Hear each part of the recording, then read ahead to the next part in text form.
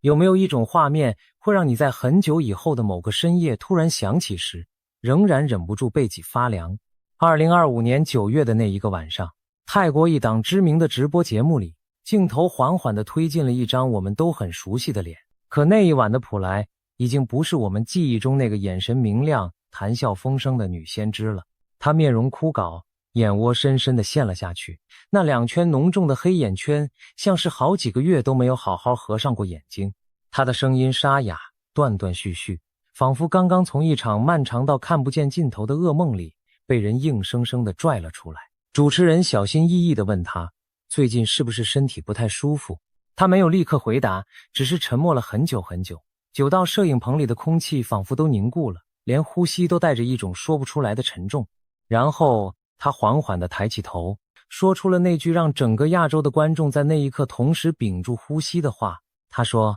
我看见海面正在裂开，那些沉睡了数千年的火山正在同时苏醒。很多人后来回忆起那一晚都说，普莱不像是在预言，他更像是在盼着最后一口气，把藏在心里那个沉重的快要把他整个人压垮的秘密，一点一点艰难地吐出来。他说那不是明年，不是10年以后，而是会在当年，也就是2025年结束之前就开始发生。你想想看，一个能够精准看见马航坠落，看见渡轮沉没的人，一个能在边境的枪声响起之前就大声喊出来的人，当他用这样憔悴的神情，这样破碎的声音，说出这样一段话的时候，你还笑得出来吗？今天我们就坐下来，认认真真的把普莱这份仿佛是用他自己的生命换来的最后预言，从头到尾深深的捋一遍。我希望你能耐心听到最后，因为这支影片的结尾藏着他留给我们所有人的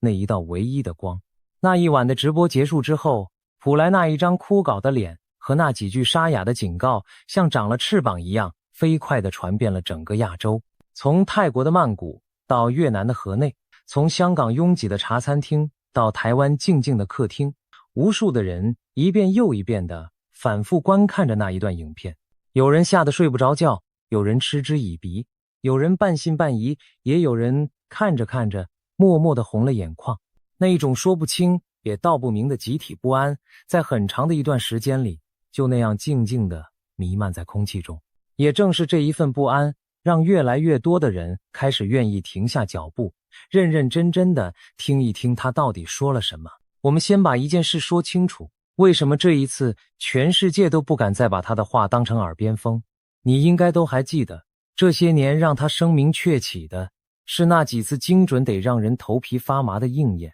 那架在茫茫大海上空神秘消失的客机，那艘在众目睽睽之下缓缓沉没，带走了无数年轻生命的渡轮，这些让全世界都揪心，都百思不得其解的悲剧，他都曾经在事情发生之前留下过让人事后想起来脊背发凉的话语。从那以后，普莱这个名字就和准这个字紧紧地绑在了一起，所以他不是一个随便在网络上博眼球的人，他是一个一次又一次被残酷的现实亲手盖章认证过的人。而很少有人真正想过，这样一份天赋，他付出的代价到底有多大。每一次看见灾难，他并不是隔着一块冰冷的屏幕远远的旁观，而是被一股力量狠狠地抛进那个现场，去亲身闻到焦土的气味，去听见人们撕心裂肺的哭喊，去承受那扑面而来几乎令人窒息的恐惧。他一次又一次从这样的噩梦里猛然惊醒，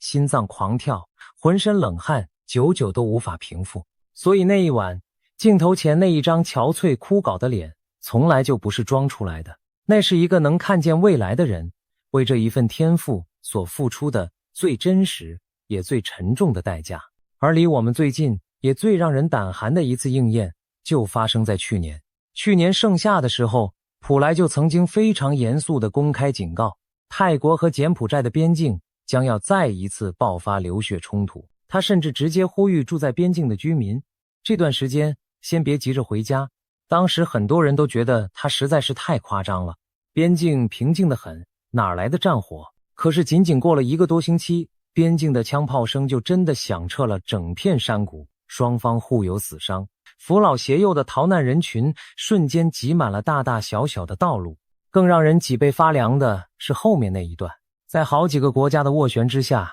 两国很快就达成了停火协议，局势看起来像是平息了，所有人都长长的松了一口气，唯独普莱没有。他当时并没有收回自己的警告，他只是淡淡的暗示这场冲突的能量还远远没有耗尽。果然，到了那一年的11月，边境再起风波，一方指控另一方埋设地雷导致士兵受伤，宣布暂停执行停火协议。紧接着双方又一次互相开火，边境的好几个地区都拉响了刺眼的橙色警报，预言暂停再爆发。这一整套精准到可怕的节奏，就像是有一只看不见的手在替后面那一场更大的灾难一步一步地铺着路。所以当他在那个镜头前说出多米诺骨牌喷发这几个字的时候，整个摄影棚里没有一个人敢笑。在普莱的描述里，这是一场来自地心最深处的可怕的连锁反应。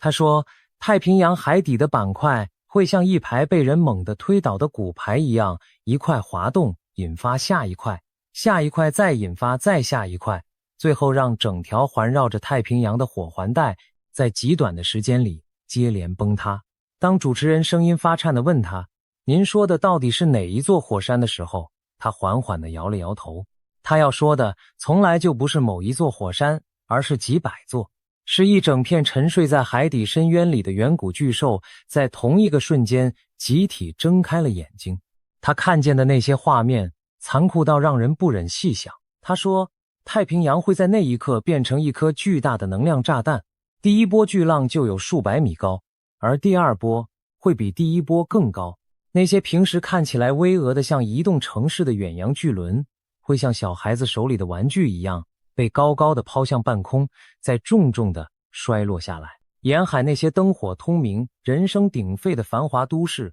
会在浪头抵达的那一瞬间被彻底的干干净净的抹去，不留下一丁点痕迹。他甚至一个一个地点出了那些他亲眼看见的地方：印尼、日本、菲律宾、越南、澳洲、南美洲的智利，还有美国的加州，没有一个能够幸免。他说，他看见天空红得像血一样，那不是夕阳，那是大灾难真正降临的时候，整片天幕才会染上的那种绝望的颜色。可是真正让人从心底发寒的还不是海啸。普莱警告说，这场浩劫过后，整个地球会进入一段前所未有的极端气候时期。他用了一个历史上真实发生过的事件来做对比。在很多很多年以前，也就是1815年，印尼的坦博拉火山曾经有过一次惊天动地的大爆发。那一次爆发之后的第二年，因为铺天盖地的火山灰遮蔽了阳光，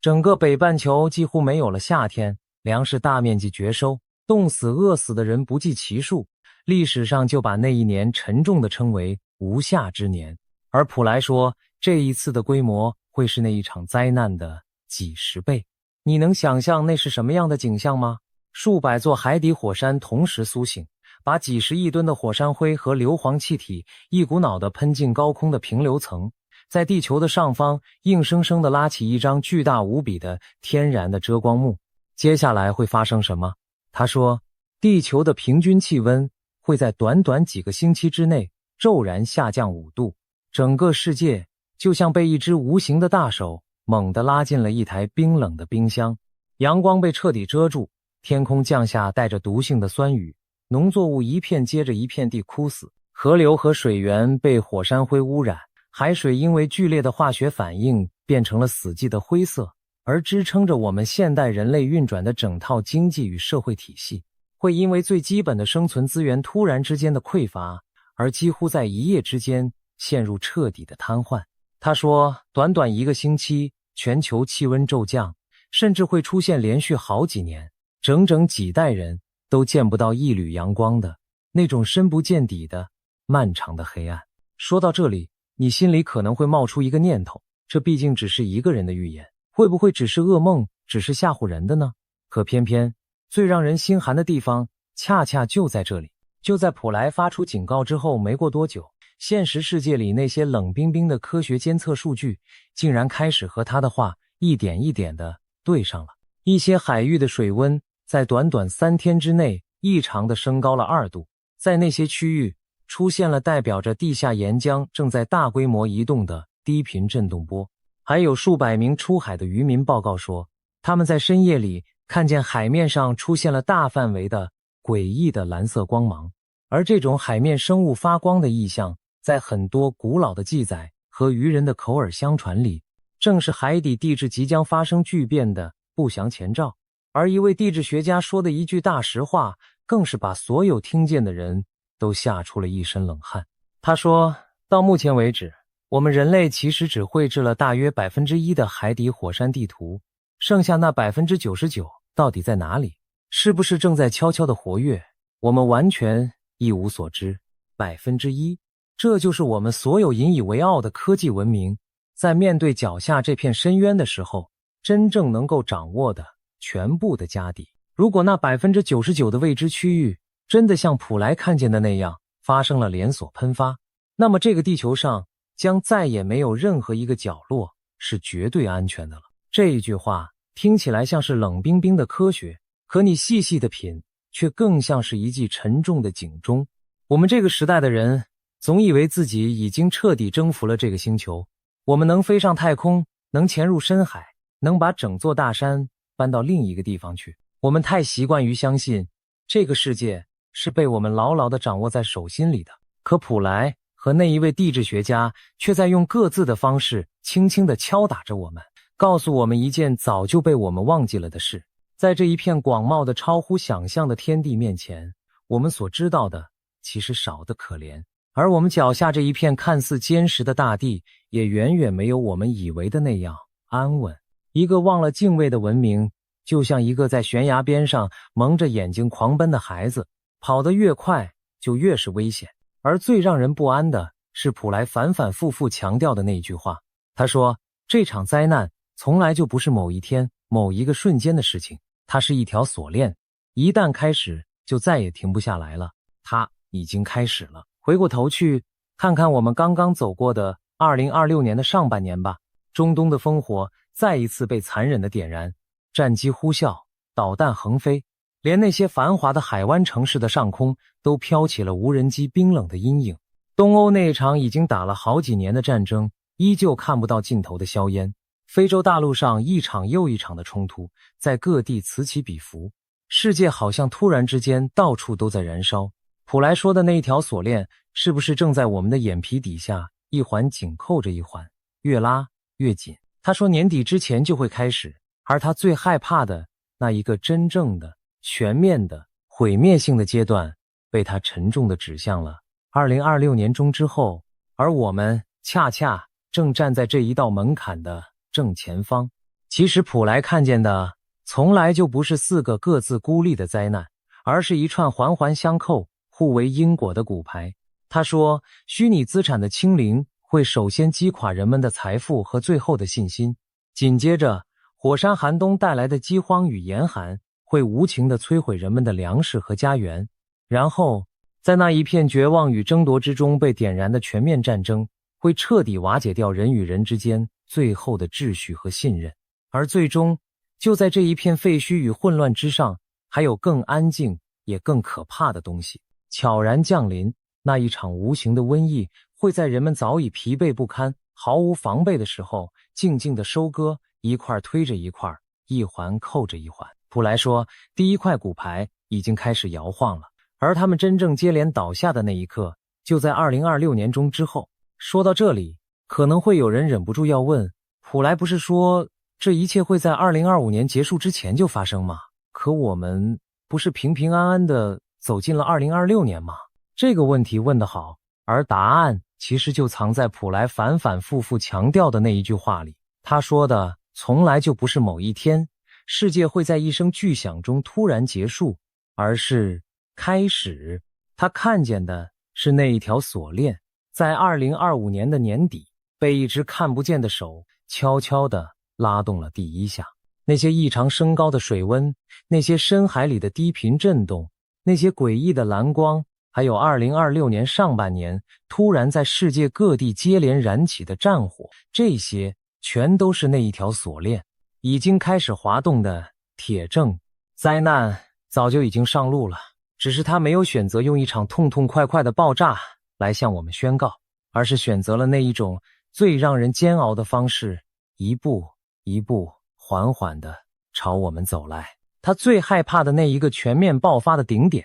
被清清楚楚地标在了2026年中之后，所以这不是预言落空了，这是倒数计时才刚刚开始。现在我们来说普莱这份预言里第一个让无数普通人听完之后辗转反侧夜不能寐的部分。他说，在那场大灾难真正全面爆发之前，会先有一场意外。请你特别注意，他用的词是意外，而不是天灾。他看见的不是火山，也不是海啸，而是另一种完全不同的崩塌。他说他看见无数的屏幕在同一个瞬间一起暗淡下去，然后熄灭。他看见那些原本显示着巨大数字的地方，数字像退潮的海水一样飞快地往下掉，往下掉，掉到最后只剩下一个光秃秃的零。普莱说，我们这个时代的人类把自己一辈子的安全感，把自己毕生辛辛苦苦攒下的积蓄，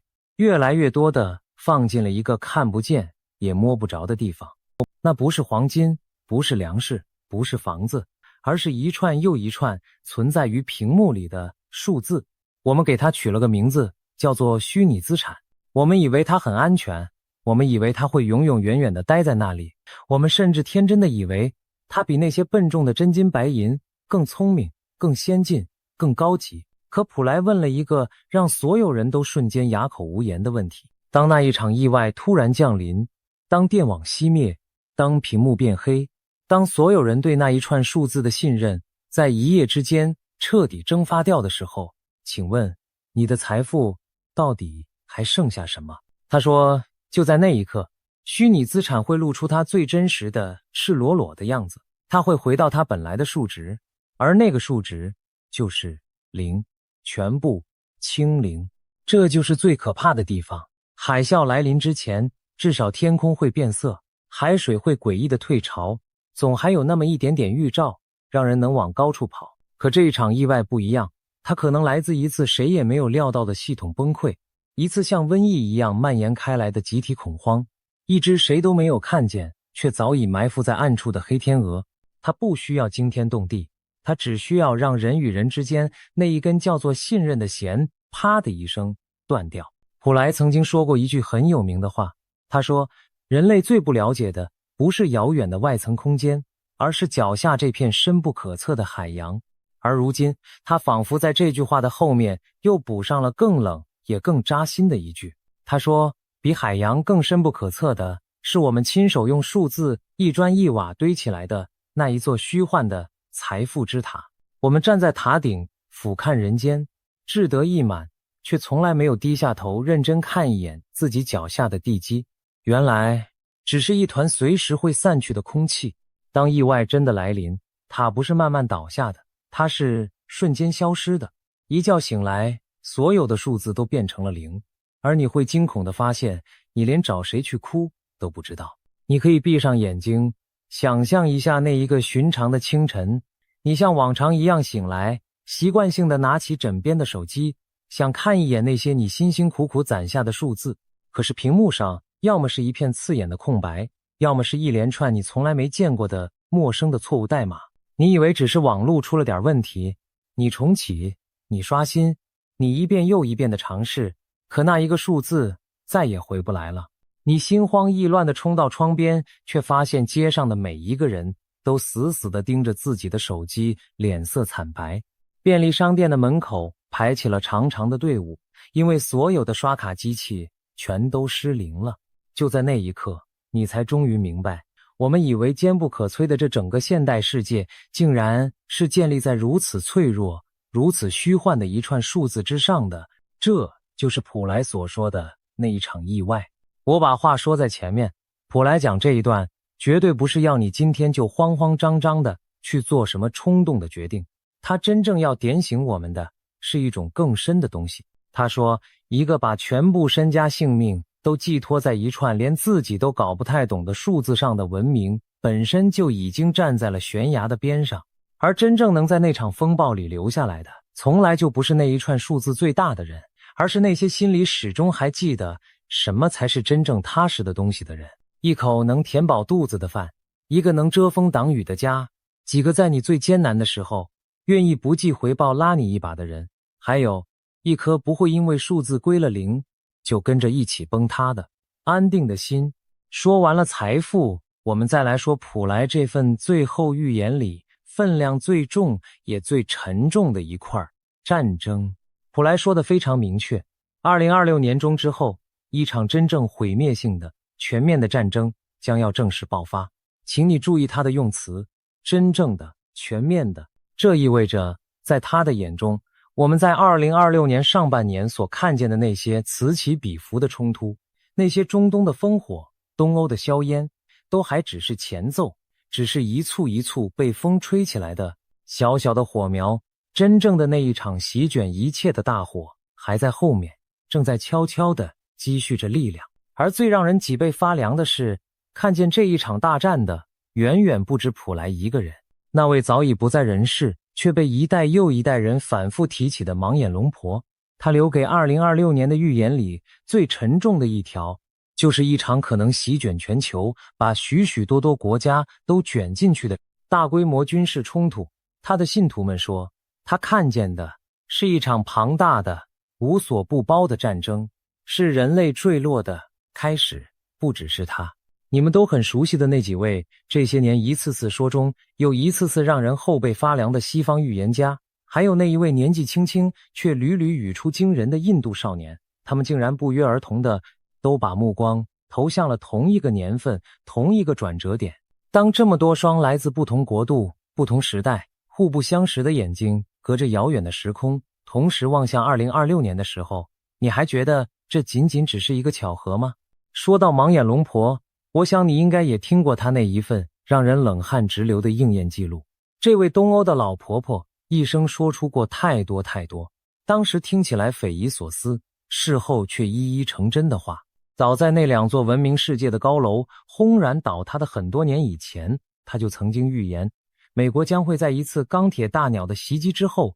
遭受重创。后来全世界都亲眼看见了那揪心的一幕。他还被很多人认为说中了深海核潜艇的离奇沉没，说中了那一场震惊世界的核灾难。一个人偶尔说中一两件事，我们或许还可以说那是运气。可是当一个又一个的预言像这样精准的应验，一层一层的叠加在一起的时候，我们就再也不能不认真对待了。而如今，就是这一双被残酷的历史反反复复验证过的眼睛，也沉沉地望向了2026年。这还能仅仅用巧合这两个字轻轻地带过吗？普莱看见的那场大战，火药味究竟从哪里飘来？他没有把话说得太死，因为预言家看见的往往是模糊的画面和强烈的情绪，而不是一张清清楚楚标好了地名的地图。但他描述的那种格局却让很多人都听懂了。他说那是一种东方与西方之间紧绷到了极限的对峙，是一种谁也不肯先退让一步的危险的僵持。他看见强权的影子沉沉地投在了亚太地区的海面上，看见一片本来就敏感而脆弱的海峡成为了全世界所有人都在屏息凝神紧紧注视着的焦点。他甚至隐隐约约地看见某一个曾经不可一世的强人在这场巨大的动荡里轰然陨落，而新的力量会在一片废墟之上重新洗牌。这些画面他说得很飘渺很模糊，因为连他自己都不愿意也不忍心把那么残酷的细节看得太清楚。他还说，这一场战争最可怕的地方是它早已不再是两支军队在遥远的前线上厮杀那么简单了，它会用一种我们完全没有准备好的方式同时扑向整个社会。它可能是一次让全国电网瞬间瘫痪的网络攻击，可能是一次让货币转眼变成废纸的金融崩溃，也可能是一场让你再也分不清真假，闹得人心惶惶的信息战。前线将不再有一条清晰的边界，因为每一个守在家里的普通人，每一个只想安安稳稳过日子的你和我，都会在毫无防备之间被硬生生地推到那最危险的最前线。这才是普莱口中那一场全面战争真正让人不寒而栗的地方。他说，这一场战争最可怕的地方，并不在于它有多么猛烈，而在于它会把前面所有的灾难全部串联起来，狠狠地搅在一起。当虚拟资产清零，人心已经恐慌到了极点；当火山寒冬让粮食和能源变得无比稀缺；当每一个国家都觉得自己快要活不下去的时候，战争往往就是那一根最后被点燃的引线。饥饿会逼出战争，恐惧会逼出战争，而绝望更会逼出战争。普莱叹着气说，人类在资源充足、太平平的时候，尚且要互相争夺、互相算计，那么当天昏地暗，当资源耗尽，当每一个人都红了眼睛的时候，又会做出什么样可怕的事情来呢？这才是他真正害怕的，比火山、比海啸都更让他夜夜无法安眠的东西，那就是人心。普莱有一句话，我一直深深地记在心里。他说，所有的刀剑都是先在人的心里被一寸一寸地铸造出来，然后才真正落到战场上的。火山的爆发或许还能算是大自然的脾气，可战争的爆发从头到尾都是我们人类自己的选择。一颗贪婪的心会把别人的东西看成是自己理所当然就该得到的，一颗恐惧的心会把身边的每一个人都当成随时可能扑上来的敌人，而一颗冷漠的心会让我们对别人的苦难连多眨一下眼睛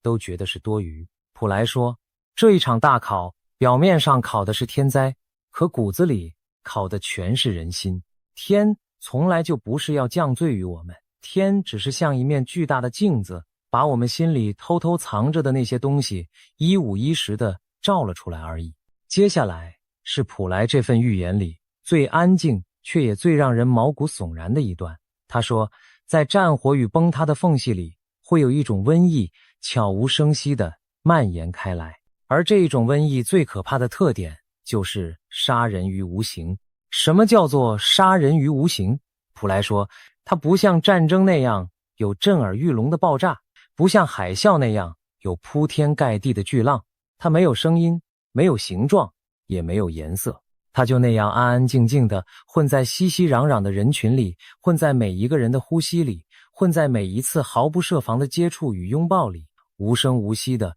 从一个人传到另一个人，再传到下一个人。等到人们终于后知后觉地察觉到不对劲的时候，他早就已经走得很远很远了。他说他看见的是一种让人完全措手不及的东西，因为当所有人的眼睛都死死地盯着轰轰烈烈的战争和金钱的时候，没有人会去防备一个看不见的敌人。普莱说，这一种瘟疫最歹毒的地方就在于它总是会挑在人类最虚弱的时候悄悄地下手。当战争、饥荒和疾病同时降临，当医疗系统彻底崩溃，当人们的抵抗力早已被消耗得荡然无存，那么一个原本微不足道的小小病菌就足以掀起一场夺走无数生命的恐怖风暴。它根本不需要多么强大，它只需要静静的等待，等着我们自己亲手拆掉所有的防线，然后再悄无声息地走进来。普莱的这个画面又一次和那些古老的记载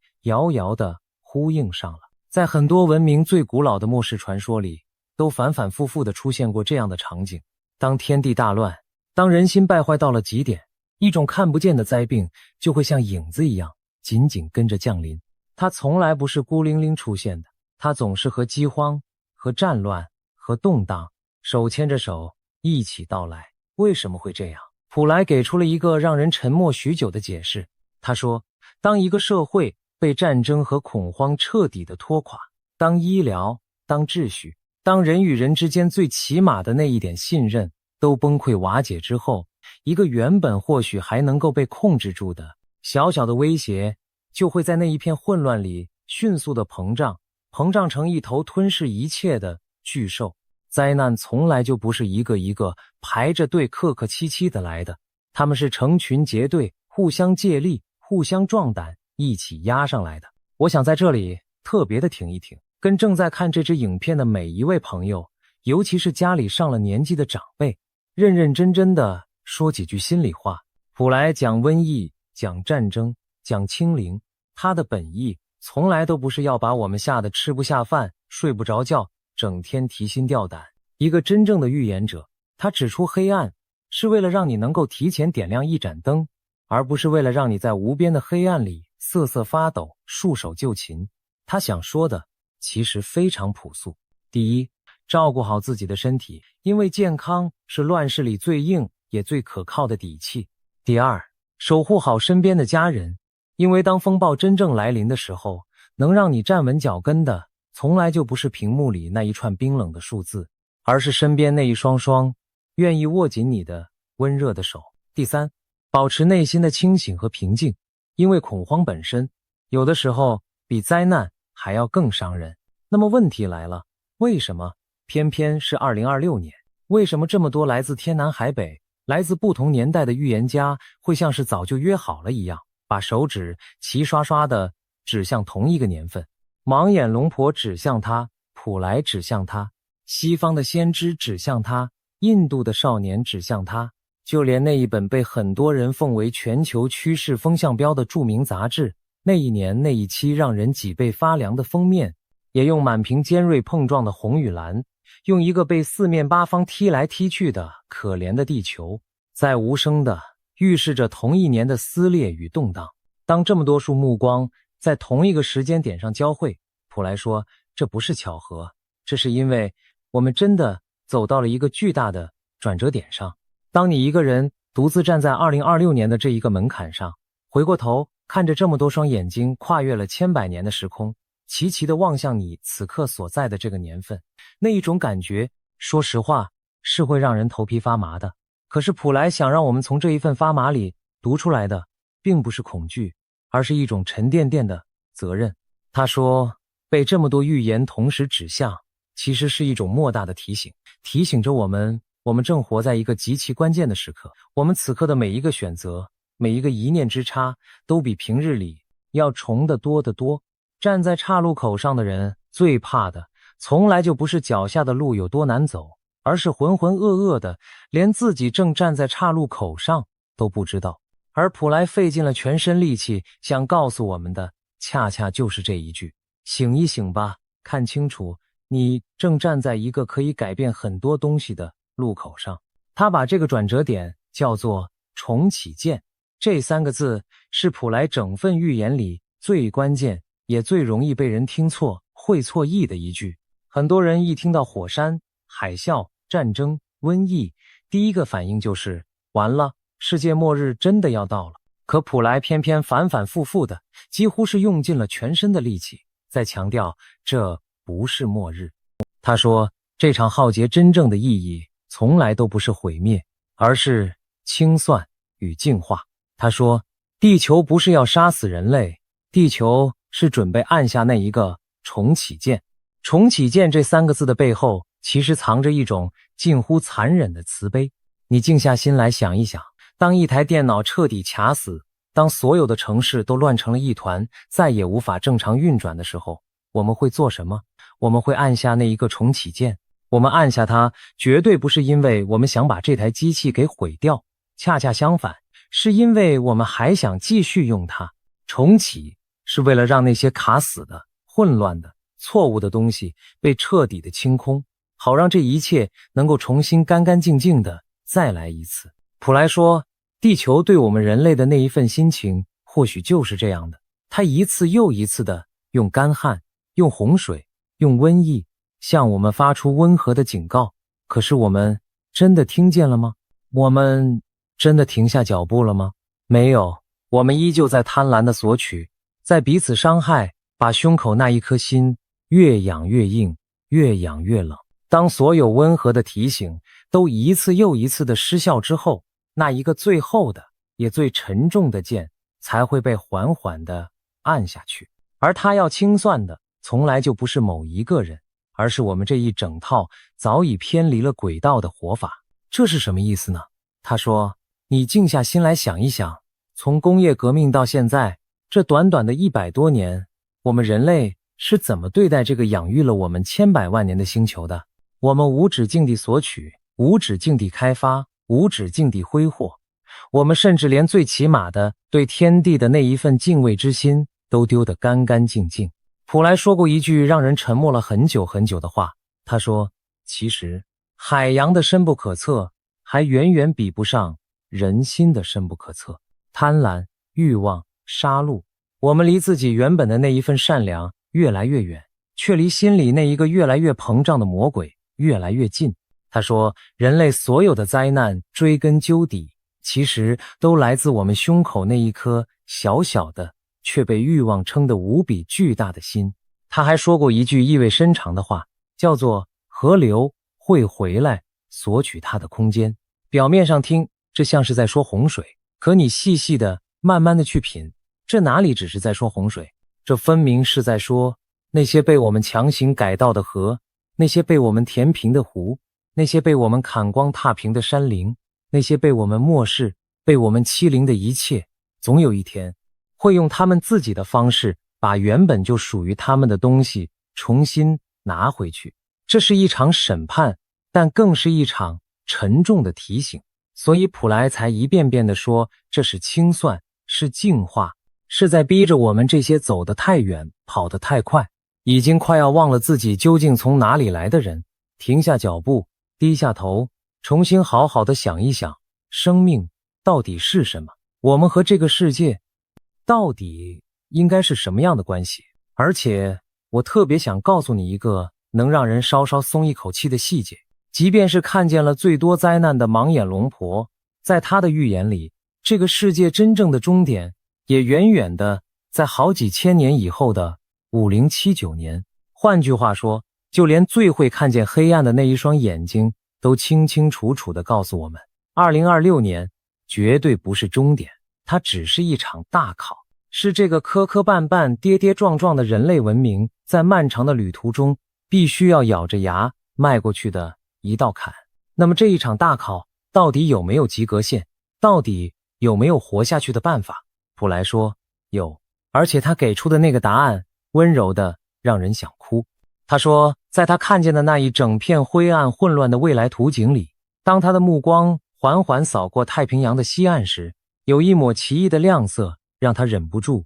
停住了视线。他看见在越南那一片蜿蜒的像个 S 型的狭长的国土上，仿佛有一条巨龙一样的金色的光带从半空中柔柔地垂落下来，不刺眼却充满了力量，沿着长长的海岸线缓缓地流动，温柔地守护着那一片土地。他说，就在看见那一道光的那一刻，他听见地球轻轻地松了一口气。这一道光究竟是从哪里来的？普莱说，它不是来自先进的武器，也不是来自璀璨的科技，它来自那一片土地上人们心里那一点还没有被贪婪完全吞没的原始的纯真，和那一份对天地神明还没有来得及丢掉的敬畏。这道光的核心是一种最朴素也最强大的东西，那就是真、善、忍，是说真话的勇气，是与人为善的柔软，是面对委屈和不公时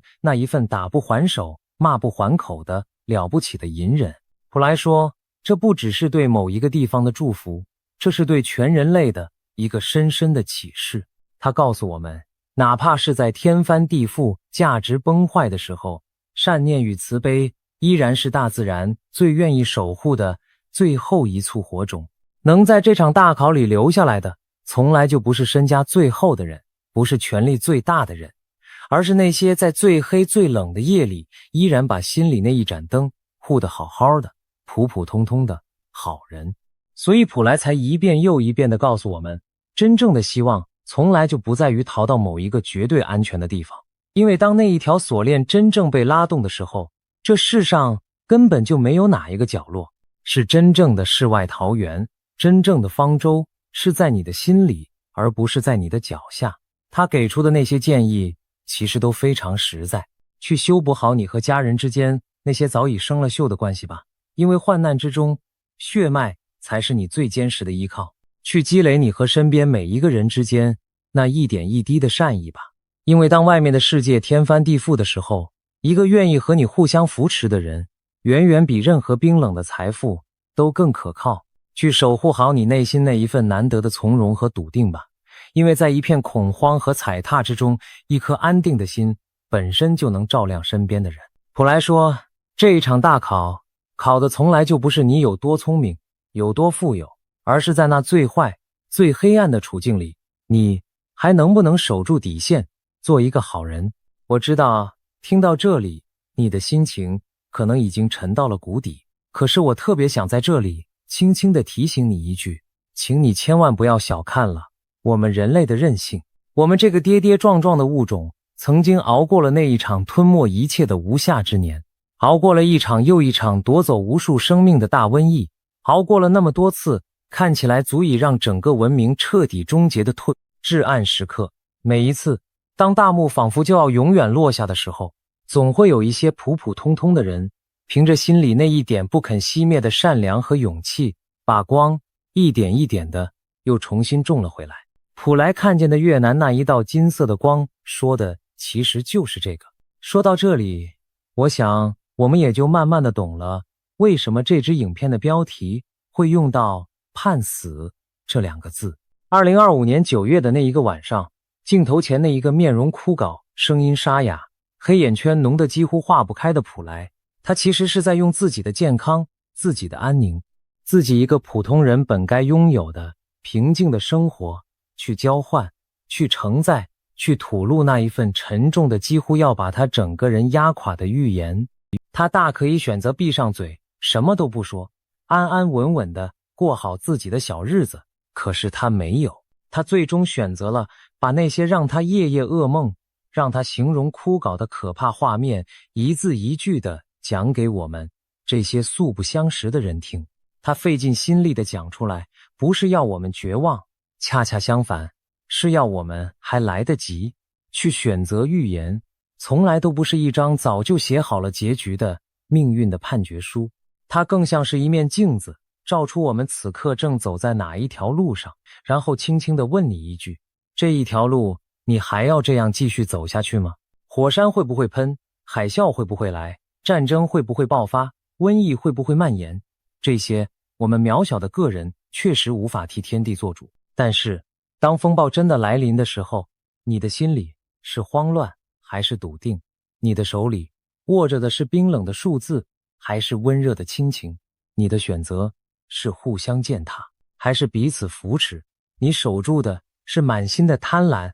还是那一点仅存的善良？这些每一个都还牢牢地握在我们自己的手里。所以看完今天这一期，请你千万别只是把它当成一个让人脊背发凉的恐怖故事，然后关掉屏幕，转身就忘。回过头去给家里的老人打一个许久没打的电话，陪孩子多吃一顿踏踏实实、热气腾腾的饭，把那一句欠了很久很久的对不起鼓起勇气说出口，把那一声藏在心底很久的谢谢认认真真的讲出来，把你的心重新养回它本来该有的那一份柔软和善良。因为如果普莱说的都是真的，那么真正能护你周全的，从来就不是屏幕里那一串随时可能归零的数字，而是你心里那一道永远不会熄灭的金色的光。愿我们每一个人都能努力成为那一道光里小小的一点点微亮，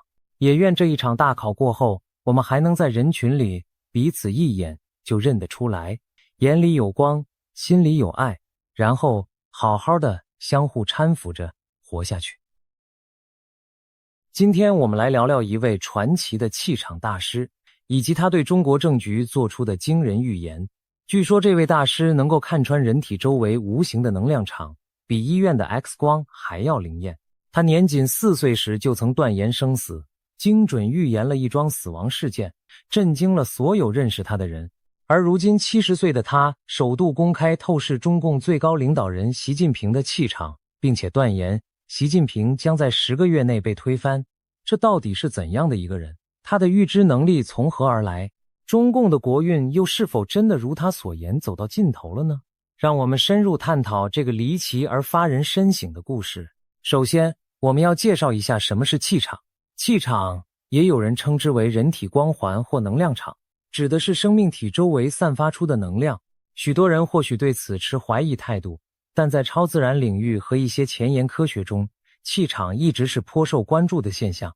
早在20世纪60年代，苏联科学家就曾用克里安照相法拍摄到生物体周围的能量光环，而现代也有科学家研发所谓气场相机，声称能捕捉人体七彩光晕。尽管主流医学对此尚无定论，但不少灵修者和敏感体质的人坚信，每个人都有独特的气场，而且这气场会随着一个人的健康状况、情绪和命运起伏而改变。简单来说，气场就像是一个人内在状态的隐形投影。对于练气功或有天眼通的人而言，他们仿佛拥有一双火眼金睛，能够透过气场的变化窥见常人难以察觉的真相。我们今天故事的主角正是一位能看见气场的奇人，她是一名女性预言家，许多人尊称她为世界顶级气场预言家。今年70岁高龄，她的能力究竟有多神？据传，她从儿时就展现出异于常人的天赋。在她4岁那年，家乡曾发生过一件令四邻哗然的事。有天，小女孩也就是这位大师幼年时，盯着邻居老爷爷看了许久，突然跑去告诉大人说，爷爷身上黑气缭绕，他快要死了。家人听罢大惊失色，赶紧斥责他不许乱讲话，毕竟一个4岁小孩口出此言，既不礼貌也让人心里发毛。然而令人脊背发凉的是，不到3天，那位邻居老爷爷真的去世了，死因是慢性病猝发。这件事让小女孩的家人开始意识到，她似乎真的能够预感一个人生命能量的消散。要知道，4岁的孩子不可能懂生老病死的道理，更谈不上什么巧合蒙对。从此之后，家人对她的管教格外小心，也渐渐留意到她身上的异人特质。随着年龄增长，这位大师的气场感知能力变得愈发精准灵敏。他发现每当有人生病或情绪低落时，整个人体周围的光环颜色和亮度都会改变。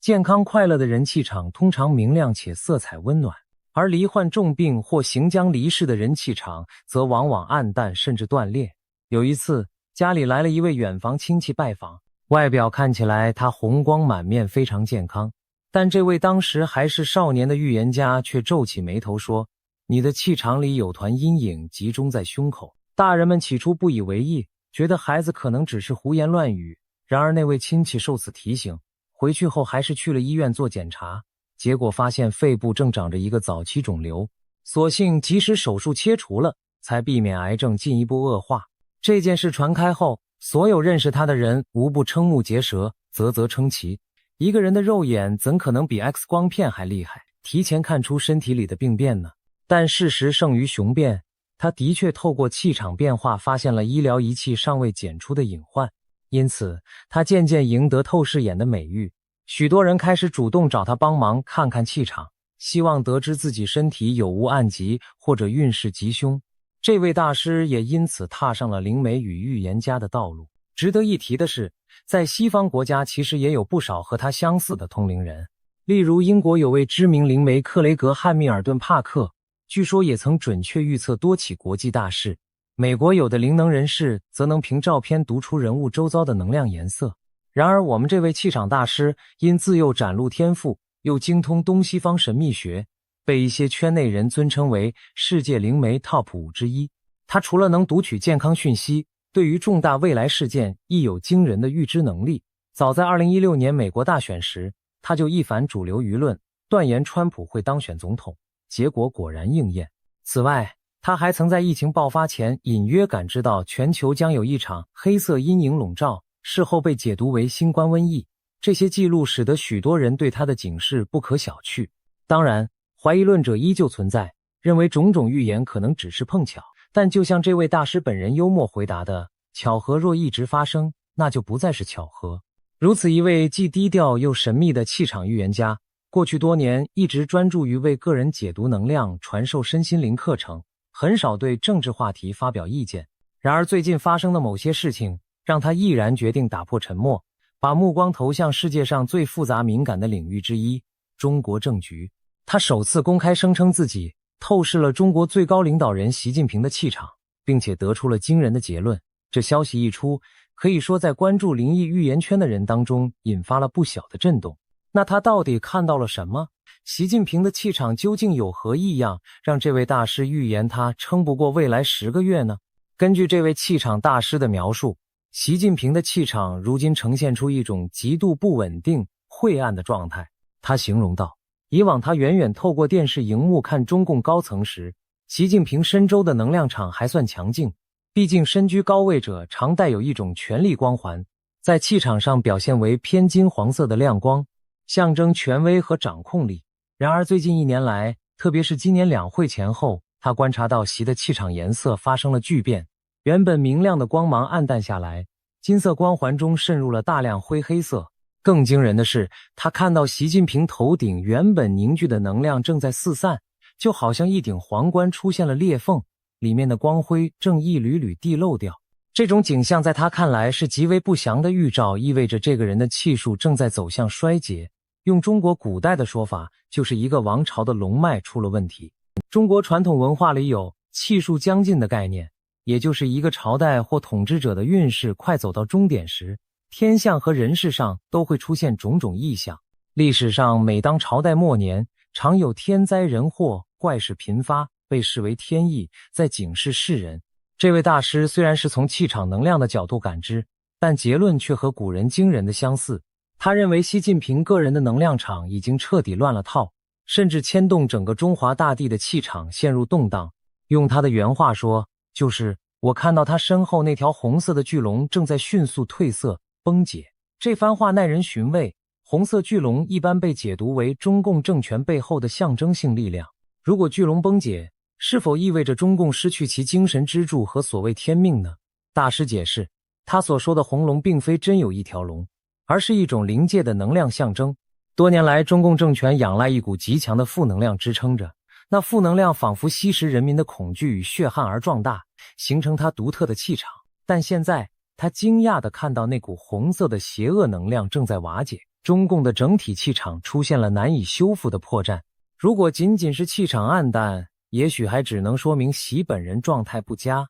然而这位预言家进一步指出了一个时间点，我看到他的气场烧得很厉害，但烧的是最后的回光返照，最多再维持10个月。换言之，他预测习近平在未来10个月内气场将彻底崩溃，对应到现实层面，就极可能体现为他丢失权位，甚至出现生命健康方面的重大变故。因为一个人如果气场全失，不是身败名裂，就是身体垮掉，没有第三种可能。这个论断无疑相当惊悚，距离现在10个月，也就是今年年底到明年年初的时间，中共政权会突然生变，习近平会被推翻下台。要知道，尽管近年来中国内部经济下滑，官场斗争加剧，但习近平在20大上刚刚成功连任，中共表面上依然铁板一块。这样一个集权统治者，真的会在短短不到1年的将来被赶下台吗？听起来匪夷所思，许多人一时无法相信。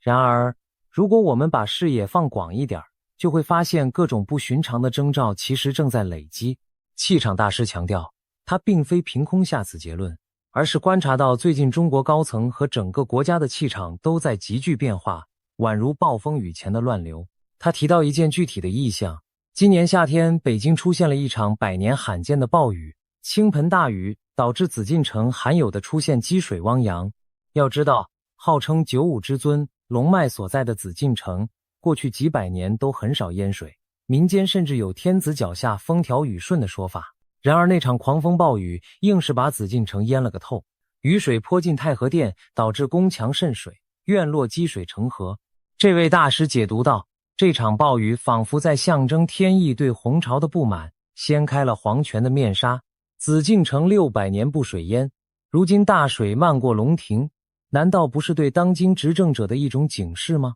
巧的是，就在暴雨发生的同时，习近平气场中的黄色光芒也在那段时间开始剧烈闪烁不定。大师打比方说，那感觉就像老天在朝他当头泼了一盆水，浇熄了他气场中残存的光。听上去有些玄妙，但古往今来帝王将相最忌讳的就是这类天象异常。秦始皇末年陨石坠地，刻字预言亡秦；明朝崇祯年间日月无光，大旱蝗灾，莫不与政权更迭巧合相应。习近平自比明太祖朱元璋，喜欢搞个人崇拜，那么老天爷是否要用一场水淹紫禁城来点醒他呢？除了天灾，今年中国社会也出现了一些令人玩味的苗头。举个最近的例子，就在中国每年一度的重要政治会议两会期间，网络上忽然爆红一句戏谑的话，多亏了你爹。事情源于一段会议视频，某代表发言时说漏嘴，提到一句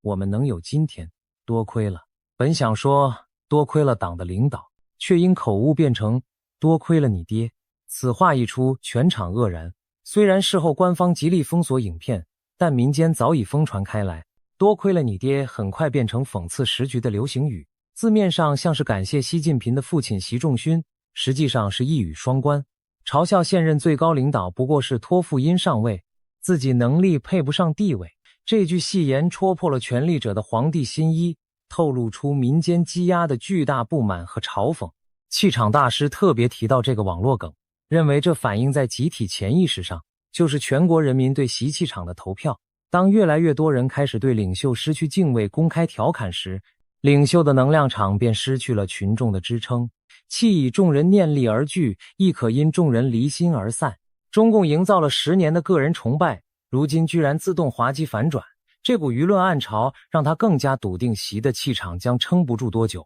现在我们不妨将时间线拉长，看看未来10个月内可能发生什么。10个月说长不长，说短不短，大约就是到今年年底或次年年初左右。在这段期间，如果这位预言家的感应正确，中南海高层将出现重大变局，那么习近平可能以何种方式下台呢？气场大师并没有直接指明细节，但他暗示，我看到他不是自然退场，更像是被迫离局。被迫离局意味着内部政变或权斗失势，有可能是党内反对派酝酿已久，趁经济民生困境引发民怨之际发难，把他赶下台；也可能是他身边最信任的亲信突然反水，来个宫廷政变，甚至不排除他身体出大问题，被借机架空权力的剧本。大师特别提及习近平气场中有一丝隐隐的红色杀气，让他直觉联想到军方，因为在他观察很多政要时，当气场里混入大量血色时，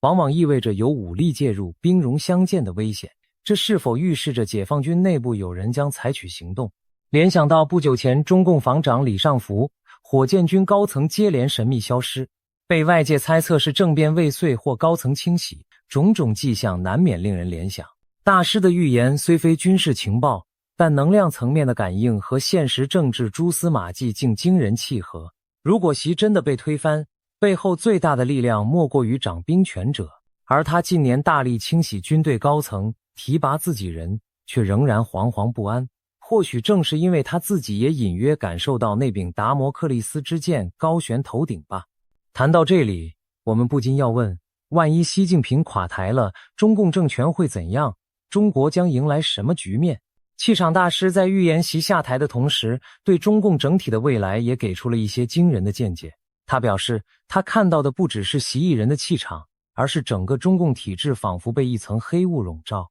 那层黑雾曾经厚重无比，把14亿人困在其中。然而现在黑雾正在迅速的消散变薄，露出了其中破败不堪的景象。这番描述让人想到中国民间常说的邪不胜正，天灭中共。在他眼中，中共的国运，也就是这个政权的生命能量，已经走到了尽头，就像一台运转70多年的老机器，零件生锈脱落，动力系统崩溃，终于快要彻底熄火。他甚至用了一个词，寿终正寝。一个政权的终结或许对应着某种新生的开始，但在这终结时刻，难免会有巨大悲剧和震荡。大师强调，他在中共气场中看到许多惊恐的面孔和动乱的场景，人们奔走呼喊，红旗倒下，大地震动。这是否意味着中国可能经历一段混乱动荡？他没有明说更多，只提醒说，黑暗过后有黎明，但必先穿越黑暗。这句话透露的信息令人既紧张又期待。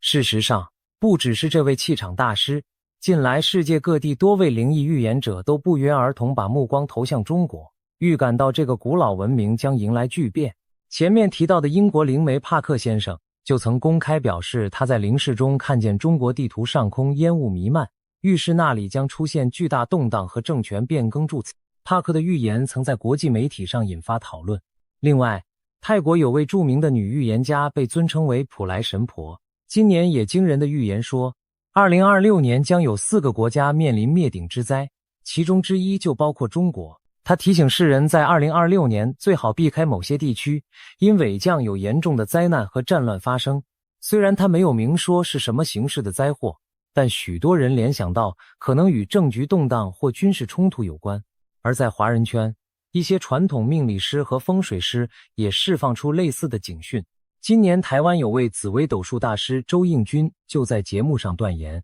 ，2026年是生死大关口，他以4字概括台湾未来国运，同时暗示两岸局势将有重大转折。在节目新闻哇哇哇上发表的见解已在网络疯传。当然，预言毕竟不是现实，但这许多来自不同文化背景的先知们口径罕见的趋于一致，不能不让人心中发毛。或许还有巧合，从中国传统的生肖和历法看，2026年是农历丙午年，也就是俗称的火马年。火马年在东亚民间被视为不吉之年，尤其是女孩若生于火马年，被认为命带克星。当然这是一种迷信说法，但有趣的是，历史上的确每逢丙午年，世界或中国都出现过大事件。上一次丙午年是1966年，那一年中国爆发了文化大革命的狂风暴雨，整个社会坠入10年浩劫的黑暗中。再上一个丙午年是1906年，清朝风雨飘摇，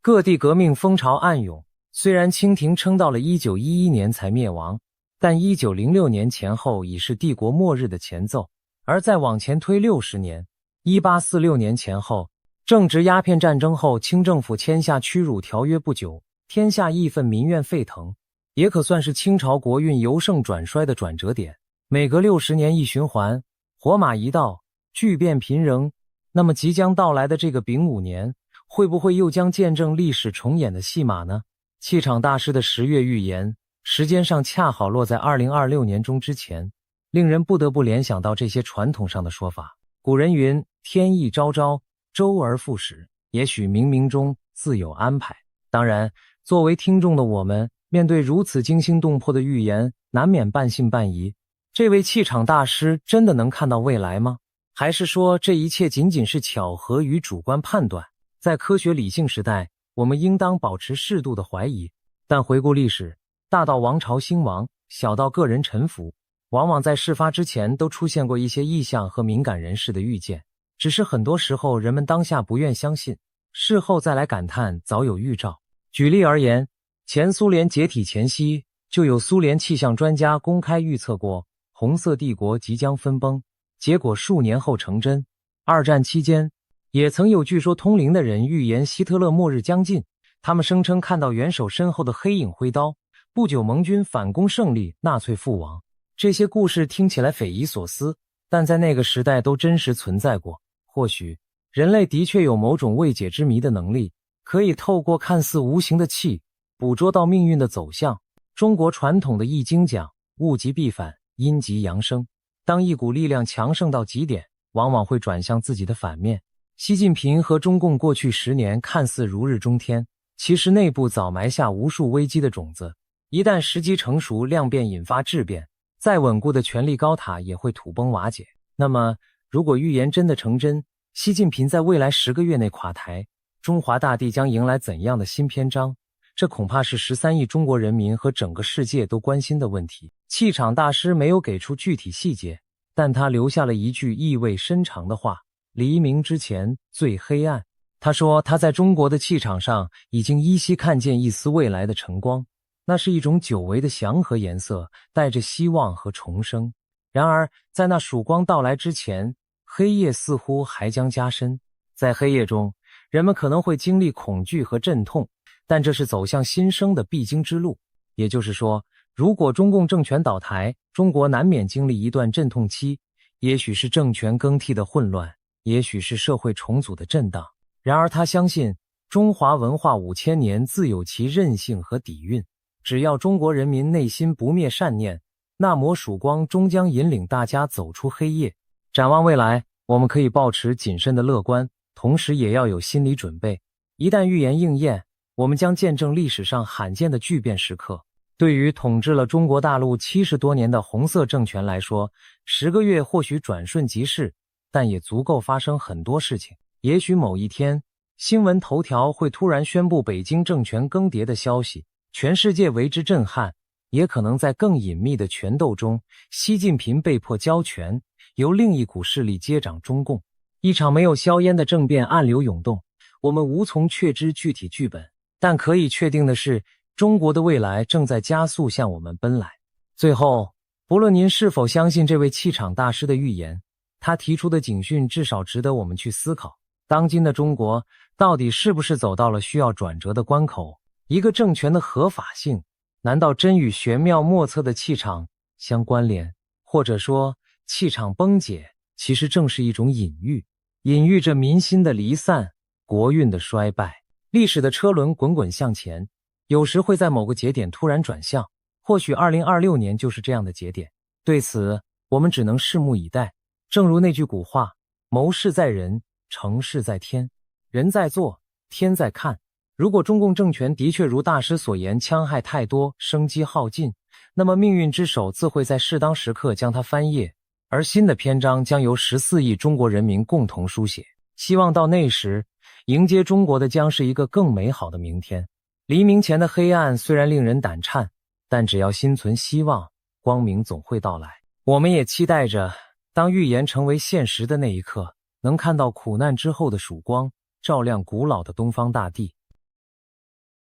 到了某一年，这个地球上人口最多的国家将不再叫做中华人民共和国，取而代之的是一个你从未在任何一张现行地图上见过的名字——华国。而最先说出这个名字的，不是哪个流亡海外的异议人士，也不是哪档政论节目用来骗点阅的标题，说出他的是一个自称来自2058年的日本女孩，一个在网络世界里神出鬼没，留下一连串精准到让人发毛的预言之后，又像一缕水蒸气那样彻底蒸发消失的人。他的网名叫国分灵。更让人脊背发凉的是，当我们把他口中那个叫华国的未来和日本著名预言家松原昭子的判断放在一起，再加上帕克对中国的说法，三条看似毫不相干的线索竟然不约而同地指向了同一个终点。那个终点的名字叫做分裂。这期影片资讯量会非常大，有些内容甚至可能会让你感到一点点不适，但我真心建议你耐着性子看到最后，因为它就像一把钥匙，会为你打开一个全新的视角，让你重新俯瞰我们正在亲身经历的2026年以及未来整整10年这个世界可能的走向。我们先从那位被写进标题的主角松原昭子说起。对华语圈的很多朋友来说，这个名字也许有点陌生，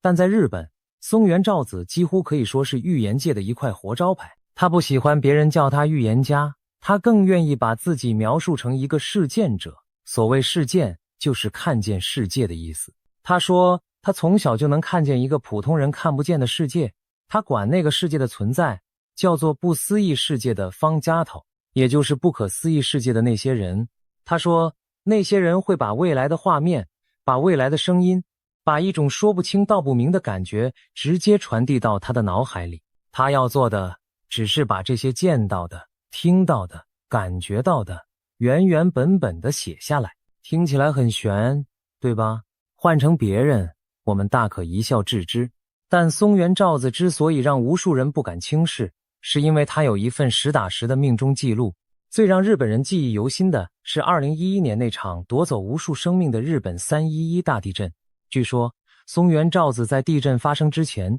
就在自己的文章里写下了东北沿海将有巨大灾难的警告，甚至连受灾最惨重的某些地名都被他隐隐约约地点了出来。当海啸真的吞没那片土地的时候，很多看过他文字的人后背都凉了。这还不是全部，早在新冠疫情席卷全球之前，他就反复提到一种会让全世界陷入恐惧的传染病即将到来。后来的事，我们都亲身经历了。他还曾经断言2020年的东京奥运会办不成，当时所有人都觉得这是无稽之谈，奥运会怎么可能办不成？结果呢，一场疫情，东京奥运会真的延期了。此外，连第一届川普政府的诞生，他也提前感应到了。而且，松原昭子的事件并没有停留在过去，这些年，他依然在持续地描绘着这个令和时代的剧烈动荡。他谈川普政权那不加掩饰的野心，谈习近平对于统一台湾那近乎执念般的渴望，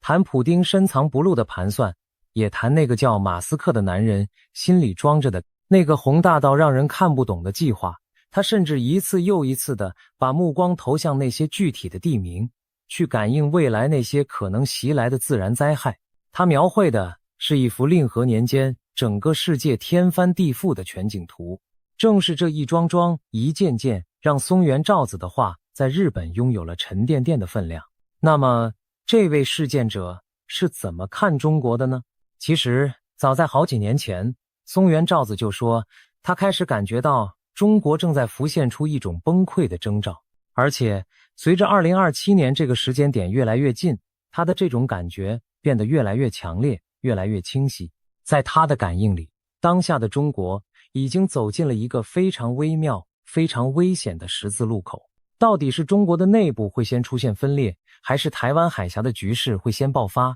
连他自己都很难判断。当有人直接问他，中国的崩溃是不是已经临近了，松原照子给出了一个非常奇特又让人回味无穷的回答。他说，共产主义已经爆炸了，无处不在。这句话什么意思呢？你可以理解成那种曾经被高度集中、被牢牢攥在一个拳头里的力量，如今已经像炸开的碎片一样四散飞溅，再也无法被收拢回原来的模样。而按照松原照子的预感，中国的未来很有可能会一步步走向分裂，最终不再维持现在这种高度集权的国家形态，而是演变成一种类似联邦制的松散结构。记住联邦制这3个字，因为等一下它还会以另一种更惊人的方式再次出现在我们面前。聊完了松原照子，我们的主角要登场了，他就是那个自称来自2058年的未来人国分陵。把时间倒回2021年的秋天，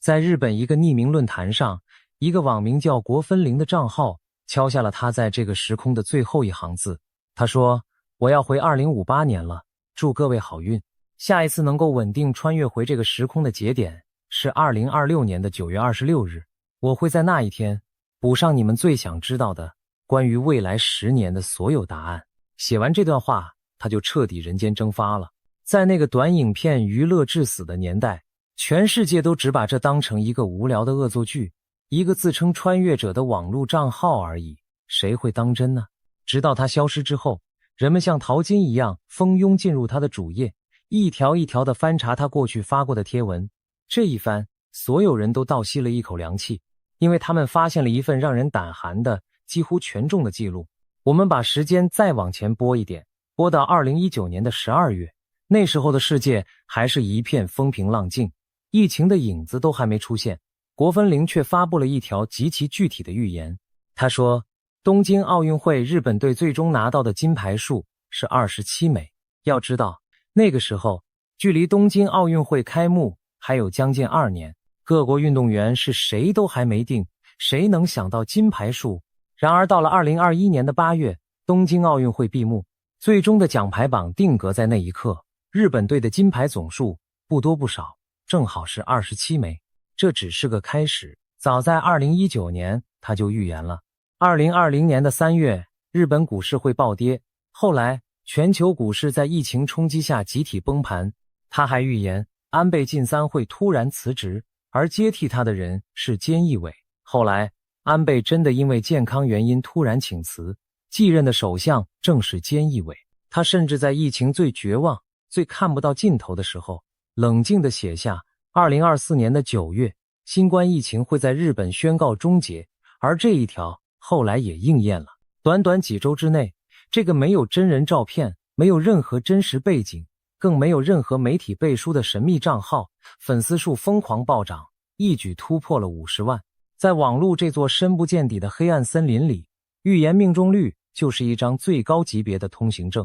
而真正让国分陵和那些含糊其辞的江湖术士拉开距离的，恰恰是这份令人发毛的精确。你发现没有？绝大多数的所谓预言玩的都是模糊的艺术。他们会说东方某国将有大事，会说今年恐有血光之灾，这种话怎么解读都行，事后总能找到一件事来对号入座。可国分陵偏不，他给的是27枚金牌，是一个具体到不能再具体的数字。他说的是菅义伟，一个有名有姓的具体人物。他甚至连2024年9月这样精确到月份的时间点都敢白纸黑字地写出来。这种精确是一把双刃剑，它一旦错了，就会被钉在耻辱柱上，瞬间身败名裂。可它一旦对了，那种冲击力，那种让人头皮发麻的真实感，是任何模糊的预言都无法比拟的。一个骗子是绝对不敢这样玩的，因为这等于把自己所有的退路都堵死了。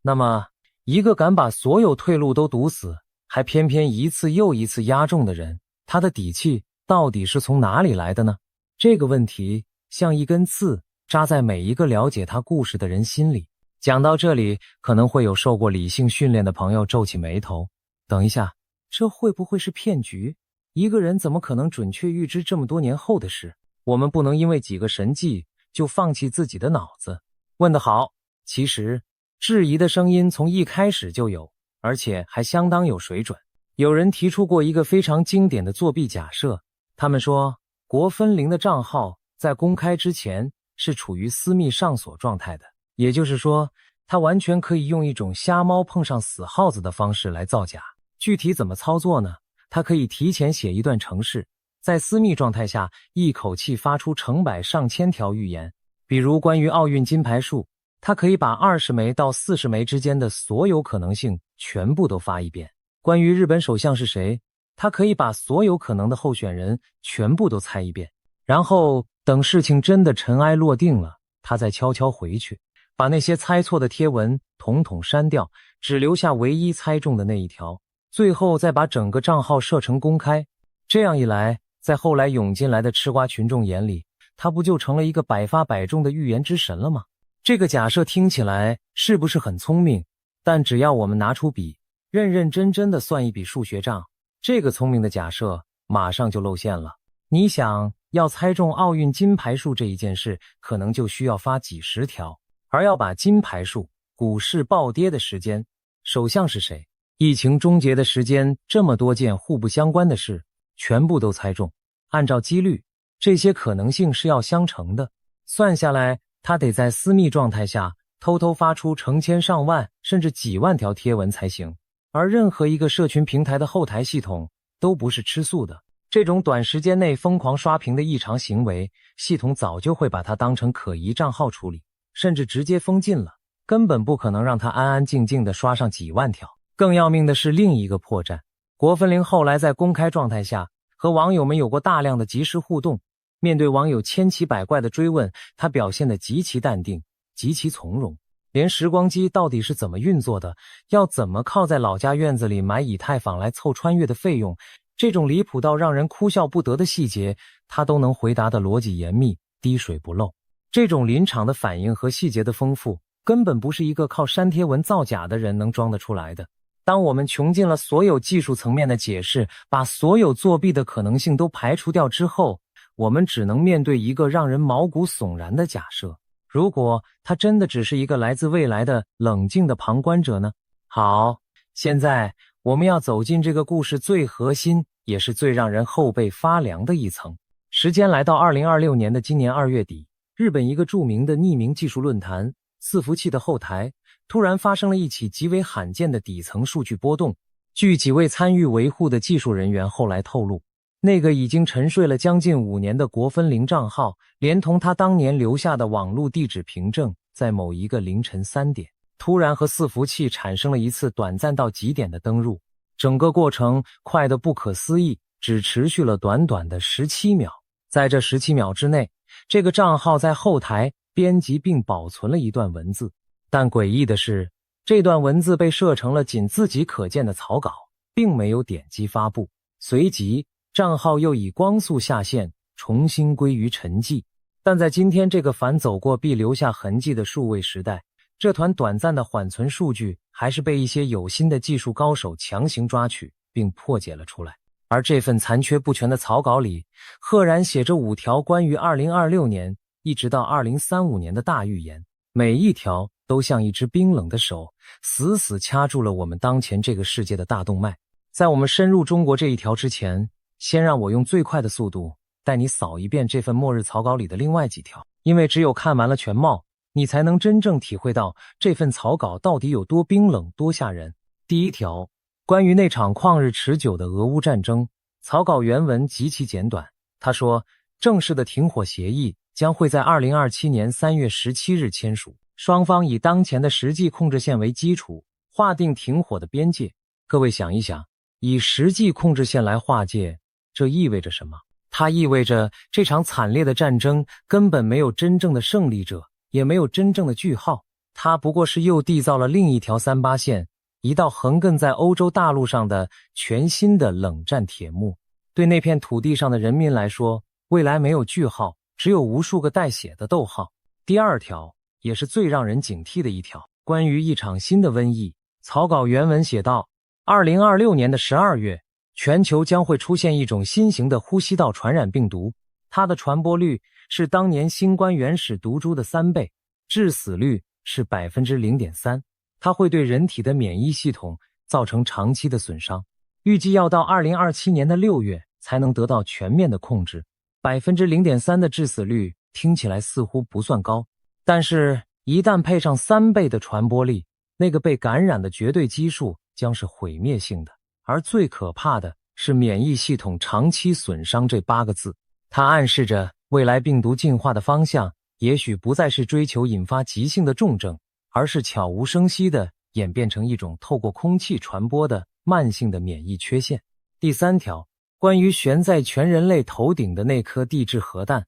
美国的黄石超级火山。草稿说，2028年的11月，黄石公园的超级火山将会出现大规模的地质异动，地面每年抬升的速度将会达到惊人的22公分。要知道，正常情况下，由于地下岩浆的呼吸，黄石公园的地面每年自然抬升的幅度也就是2到5公分而已。22公分，那是正常水平的近10倍。而草稿给出的最终结论是，到了2030年的3月，这座火山喷发的几率将高达 78%。一旦喷发，数以亿吨计的火山灰会被抛入高空，遮蔽掉太阳的光芒，整个北半球将会进入至少长达10年的恐怖的火山冬天。第4条，没有流血，却同样让人不寒而栗。它关于 AI， 关于真相。草稿说，随着 AI 合成技术的成熟，假影片将会大规模的泛滥，年轻人对影片内容的信任会彻底崩塌，人们会开始远离影片，而文字类的内容反而会迎来一波回潮。各位，这句话国分零是在2021年写下的，那时候的人们还在为短影片里那些刺激的画面而狂欢。可站在今天，当深度伪造的技术彻底平民化，当毫秒级的声音克隆泛滥成灾，当你看到一段惊悚的突发新闻影片时，你的第一反应还会是深信不疑吗？不，你的本能恐怕已经变成了，这该不会又是 AI 生成的吧？从眼见为实到全民怀疑，这场思维的巨变正在用摧枯拉朽的力量瓦解着现代社会赖以维系的信任基石。第5条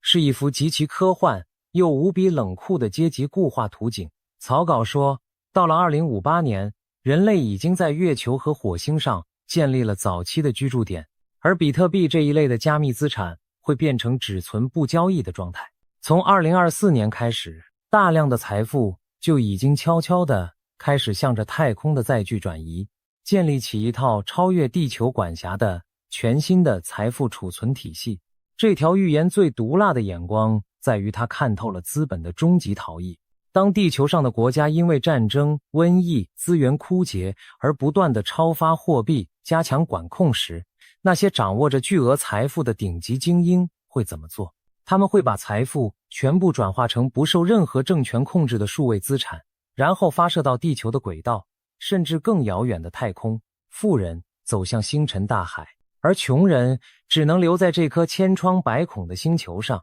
为了水和食物苦苦挣扎。你看，把这5条叠加在一起，这哪里还是什么预言？这分明就是一场针对整个人类文明的极限压力测试。而今天我们真正要聚焦的是这份草稿之外，国分零在消失前回答过的另一个最敏感、最重磅，也是很多创作者根本不敢碰的问题，那就是关于中国未来命运的预言。故事要再次回到2021年，就在国分零彻底消失之前的那1个月，他集中回答了几个极其敏感的问题，其中就包括了他记忆里的那个未来的中国。他说了一条非常重磅的内容。他说，中国的经济衰退会一直持续到2030年，而在这个漫长的衰退过程中，会发生一件很多人想都不敢想的事。中国的企业界会开始在幕后悄悄推动一场民主化的运动。紧接着，他又提到了一个关键的细节。他说，中国未来的战略重点将不再是传统的陆军和海军，而是会猛地转向太空的竞争。与此同时，地面和海上的军事力量反而会开始大规模的裁减。听到这里，可能有朋友要问了，怎么突然就扯到太空去了呢？这跟改国名又有什么关系？别急，国分林接下来的话把所有的线索都串了起来。他说，到了2030年代，中国在太空战略上最终还是落后于美国，而正是这种落后引爆了一场致命的内部矛盾。掌握太空力量的那支新兴部队和传统的共产党之间爆发了激烈的冲突，这场冲突不断升级，最终引发了一场政变。而政变的结果就是我们今天标题里那最惊悚的一幕。国分林说，政变发生之后，政变军占领了2个地方，一个是最高人民法院，另一个是中国人民银行。各位请注意，这2个地方在今天的中国，这可绝对不是2个普普通通的机构。最高人民法院代表的是一个国家最顶层的司法权力，是管所有人权力秩序的地方。而中国人民银行掌握的是一个国家的金融命脉，是管所有人钱袋子的地方，一个管权，一个管钱。如果这2个核心中的核心被一支政变的军队牢牢控制，那就意味着整个国家的权力系统和金融系统已经发生了根本性的地动山摇般的巨变。也就是从占领这2个地方的那一天开始，这个国家的名字变了，它不再叫中华人民共和国，它有了一个全新的名字，华国。国分林是这么描述的，他说，在我们2058年那个时代，它被称为华国，用来和现在的这个中国政府做区别。由于2030年代后半期的国内冲突，这个华国长期处于一种多个政府并存的混乱状态。那时候还同时存在着一支人民解放军以及一支华国的军队。他说，这里头说来话长，以后再慢慢讲。我们不妨在这个名字上多停留一会儿。华国这2个字，乍一听很简单，很朴素，可如果你细品，会发现它丢掉的东西才是最致命的。它丢掉了人民共和国这几个字。共和国意味着一种特定的政体，而人民这2个字更是过去几十年里一切权力宣称自己合法性的最核心的源头。当一个国家的名字里这些字眼通通消失，只剩下一个古老的回归到地理与文化本源的华字时，这本身就是一种无声的却又石破天惊的宣告。它仿佛在说，那一整套旧的叙事、旧的法统、旧的故事都已经被历史轻轻地翻过去了。一个时代的句号有时候就藏在一个名字的更迭里。你听懂了吗？这段话翻译成大白话就是，到了那个时候，原本的那个政权已经被彻底推翻了，一个全新的国家正式登场。而在这个新旧交替、天翻地覆的过程里，这片土地会经历一段漫长而痛苦的分裂阶段。说到分裂之后的世界，国分林还提到了一个让无数人心头一震的细节。他说，政权更迭之后，那道由中共长期建立起来，把10几亿人和外部世界隔开的网络防火墙将会轰然倒塌。中国大陆的民众将会生平第一次真正自由地接触到来自外部世界的全部资讯。你可以想象一下那个画面，那是何等的震撼。一道封锁了无数年的资讯大门，在某一个瞬间被彻底推开，数以亿计的人同时涌入外面那个他们既熟悉又陌生的世界。到那个时候，可能就不再是哪个外网平台费尽心思的想让中国人看见世界了，而是全世界都在屏住呼吸，围观着一件人类历史上前所未有的奇景。10几亿人第一次集体冲出资讯的高墙，集体睁开眼睛看一看这个真实的世界。可能有朋友会觉得，太空部队跟共产党起冲突，最后还闹出政变，这个剧情是不是太天马行空了？一支管星星的部队怎么会动摇一个政权的根基呢？但你如果仔细想想，会发现这个逻辑其实藏着一种冷酷的合理性。你看，今天的中国正在不计成本地往太空这个方向砸下天文数字般的资源，从各种卫星的密集发射，到登月探测的步步推进，甚至连在太空建立巨型发电站这样听起来像科幻小说的计划，都已经被一些院士摆上了台面，喊出了2030年代的时间表。太空正在成为这个国家赌上未来的新的战场，而一支现代化的、掌握着最尖端科技的太空部队和一个依靠着传统意识形态、传统权力结构来维系的老旧政党之间，本身就存在着一种深刻的、难以调和的张力。前者信奉的是数据，是技术，是冰冷的物理规律；后者信奉的是忠诚，是路线，是层层叠叠的人事关系。当这支新兴的力量在和美国的太空竞赛中节节败退，当他们把失败的责任归咎于那个僵化的外行指挥内行的旧体制时，当他们手里又恰好握着这个国家最顶尖的技术和最关键的力量时，一场冲突，一场摊牌，会不会就在某一个临界点轰然引爆呢？国分林说，地面和海上的军事力量会被裁减，而战略重心会猛地转向太空。他其实是在描述一个权力的天平正在悄悄地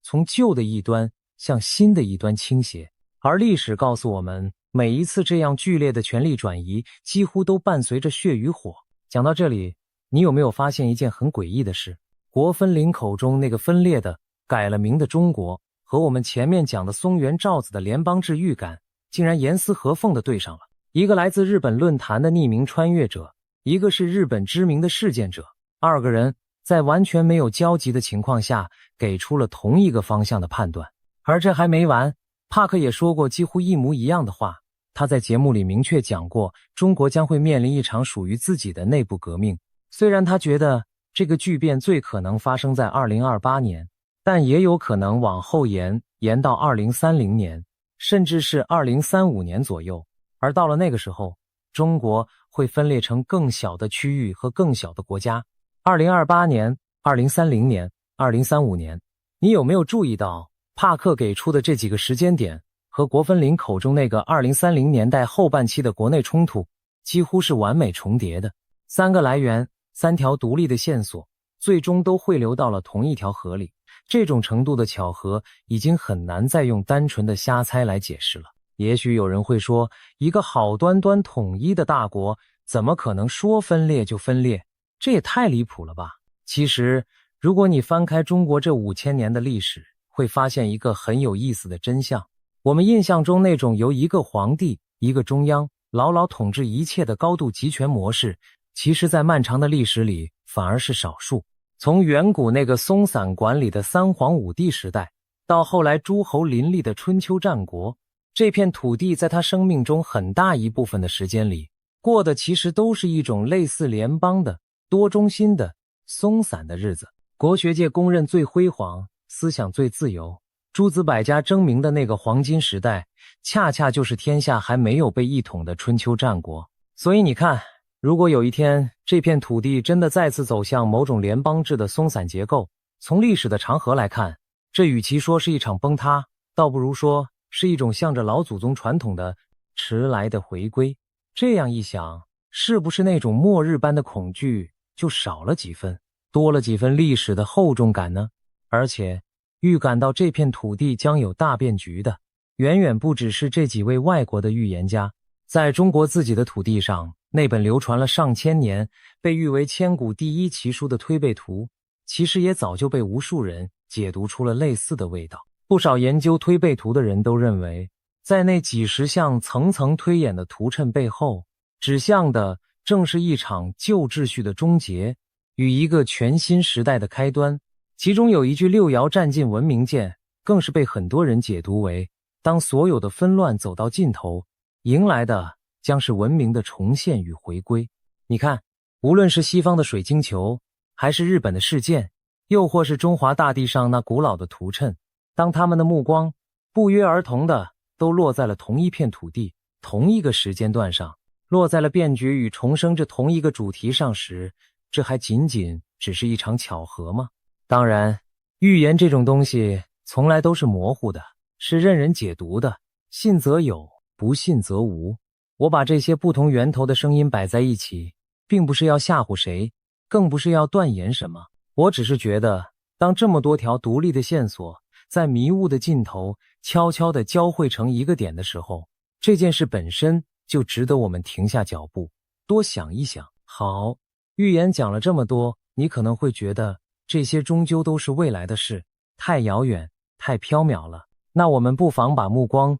从那个遥远的未来拉回到我们眼前这个真实的2026年，你会发现现实似乎正在用一些奇怪的细节悄悄地呼应着那些预言。我们先说说经济，还记得国分林那句判断吗？他说，中国的经济衰退会一直持续到2030年。这句话听起来像是随口一说，可你再看看眼前正在发生的一切，中国的房地产，那个曾经被无数家庭视为财富保险箱的东西，如今正在无数座城市里持续的无声的崩塌。为了把手里的房子脱手，贷款卖房，赔本甩卖，已经从一个笑话变成了一种无奈的常态。许多国有企业里，员工的月薪被一砍再砍，有人甚至发现自己辛苦多年，工资竟然倒退回了多年前的水平。无数普通的家庭正在为最基本的生活而苦苦挣扎。与此同时，人口的版图也在剧烈的洗牌。光是年轻人，在未来的10年里，据估算就将减少数千万之多。一个正在快速老去又快速失去活力的社会正浮现在我们眼前。而最耐人寻味的是财富的流向。当经济的含义越来越浓，那些手里还有点积蓄的人，第一个念头是什么？是想方设法把钱挪到一个更安全的地方去。于是我们看到关于资金外流的种种传闻甚嚣尘上，相关的管控措施也一道接着一道的收紧，甚至连个人都被头一回纳进了某些对外投资的监管范畴，引发了不小的恐慌。你看，这和国分林口中那个资本终极逃逸的图景是不是又隐隐地产生了某种共鸣？一个衰退到2030年的经济体，一个正在快速萎缩的人口，一场悄然发生的财富大迁徙。国分林在2021年写下的那句话，正在被眼前的现实一个字一个字的慢慢填满。而除了宏观的经济，还有一个更微妙、更贴近人心的细节，最近被一些眼尖的网友捕捉了下来。这个细节跟中南海内部一个叫瀛台的地方有关，还跟另一个叫纯一斋的地方有关。可能很多朋友对这2个名字不太熟悉，我打个比方你就懂了。如果把中南海比作美国的白宫，那么瀛台就相当于白宫里那间最具象征意义的椭圆形办公室，它是最高权力的核心，是一个国家领导人用来会见最重要客人的、最体面、最具排场的地方。而纯一斋呢，则更像是深藏在白宫内部的一间非常私密的小型的会客厅。我们可以看一下过去的惯例。2014年，习近平接待美国总统奥巴马，地点选在了瀛台。2024年的5月，他会晤俄罗斯总统普丁，核心的会谈活动也依然安排在瀛台。可以说，瀛台一直是那个牌面最足、规格最高的选择。但是从2025年的年中开始，这个延续了多年的惯例不知道为什么突然就变了。习近平似乎不再频繁地使用瀛台，而是悄悄地把会客的地点转移到了那个私密的纯一斋。为什么会有这样一个变化呢？有网友提出了一个让人脊背发凉的猜想，原来这个瀛台背后可不简单。传说在清朝末年，那位试图变法图强的光绪皇帝就曾经被慈禧太后软禁在这个瀛台之上，而最终光绪帝也正是在这里离奇的中毒身亡。所以在很多熟悉这段历史的人眼中，瀛台根本就不是一座风光秀丽的皇家园林，它是一个带着浓重历史阴影的不祥的所谓的大凶之地。那么把这个历史的传说放到今天来看，这个会客地点的变化就变得格外耐人寻味了。我们都知道，习近平的晚年权力越来越集中，但与此同时，那种帝王般的疑心似乎也越来越重。此前外界还一度传出过他在党内被架空、暗流涌动的种种消息，即便后来他清洗掉了不少所谓的反对势力，却依然没有高调地重新回到那个象征着最高权力的瀛台。那么问题就来了，他为什么要避开瀛台？是因为那段光绪被囚的历史触动了他内心深处某根敏感的神经吗？是因为他隐隐约约地感觉到自己的处境和那个被软禁的末代皇帝有了某种他不愿承认的相似吗？我们无法钻进他的脑子里去确认他真实的想法，但这个耐人寻味的细节是不是恰好又和国分陵、松原昭子乃至帕克的预言遥遥地呼应上了呢？会不会中共离垮台的那一天真的已经不远了？会不会就连身处权力最顶端的他自己都已经提前嗅到了那一丝山雨欲来的不祥的气息呢？聊到最后，我想和大家一起跳出这些具体的预言，来思考一个更深层次的问题。如果我们把前面讲的这一切，松原昭子的崩溃之感，国分陵口中的政变与华国、帕克的分裂预言全部叠加在一起，你会发现一个让人站立的共同点，他们描绘的其实都不是某一个孤立的事件，他们描绘的是一场针对某种旧有秩序的、彻底的、根本性的清算。那么这就引出了一个最根本的追问：为什么？为什么每当这个世界进入一个大动荡、大撕裂的周期，类似未来人、类似大预言这样的故事，就会像雨后春笋一样疯狂地涌现出来？从各种各样的末日传说，到盲眼龙婆，再到今天的国分陵，人们对这些预言的狂热追捧，背后到底在渴望着什么？答案其实有点残酷，我们渴望的是一种确定性。其实回头看看人类的整部历史，你会发现预言这东西从来就没有缺席过。每当瘟疫横行，每当王朝崩塌，每当战火连天，每当一个旧的世界摇摇欲坠的时候，总会有各式各样的预言，各式各样的先知从历史的角落里冒出来。古罗马的占卜，中世纪的启示录，乱世里口耳相传的童谣谶语，它们就像是人类在面对巨大未知时本能分泌出的一种精神镇痛剂。这背后的道理，几千年来其实一点都没变。我们之所以追捧这些近乎神迹的故事，并不是因为我们这一代人失去了理智，恰恰相反，是因为我们眼前这个世界实在是太乱了，太失控了。经济周期的无情下行，国际关系的剑拔弩张，科技大爆炸带来的种种伦理失控，让每一个普普通通的人都感觉到一种深深的被时代的洪流裹挟着，身不由己的无力感。我们每天睁开眼刷到的都是坏消息，物价在涨，工作难找，世界各地的冲突一个接一个。我们努力的工作，努力的生活，却越来越搞不懂这艘叫做时代的大船到底要把我们带向何方。这种看不清前路的迷茫，比任何一个具体的坏消息都更折磨人。正是在这种无力感里，我们太需要有一个声音站出来，哪怕这个声音宣称自己来自2058年，只要他能拍拍我们的肩膀，温柔地告诉我们别怕。所有的混乱背后都是有规律的，一切都在一个早已写好的剧本里运转。我来自未来，这本身就证明了人类在2058年依然好好的活着。我们度过了那些劫难，我们依然拥有一个光明的未来。而事实上，国分陵在2021年留下的最后一条公开的贴文，写的恰恰就是这样一句话。他说，未来是光明的，这是我可以向你们保证的。你看，他留下的那5条预言也好，关于华国的判断也好，每一条的背后其实都精准无误地对应着我们今天这个世界真实存在的某一道脆弱的裂缝。他或者他们也许并不是真的在运用什么超能力预测未来，而是在用一种极其冷酷的理性帮我们总结了那些我们一直在逃避、一直不敢去细想的现实。他只是把这些灰犀牛般的危机贴上了一个个具体的日期，标上了一个个冰冷的数字，然后强行扒开我们的眼皮，逼着我们去正视罢了。影片讲到这里，